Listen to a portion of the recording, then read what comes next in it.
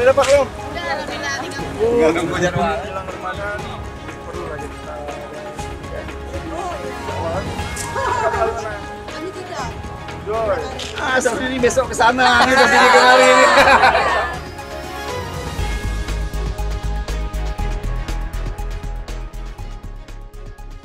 Pasar murah, mungkin ada berapa paket yang kita sediakan dan untuk titiknya ada berapa titik di mana aja?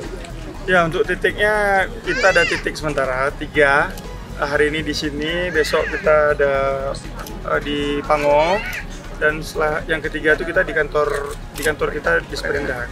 Nah, hari ini ada 1000 paket yang kita subsidi ke masyarakat. Insya Allah besok juga gitu, dan yang ketiga juga sama 1000 paket insya Allah. Apakah ini untuk membantu masyarakat jelang Ramadan atau? Ya, pasti Bang, kita semua yang kita lakuin bersama Ibu Liza, kita buat program begini itu biar bisa untuk membantu masyarakat.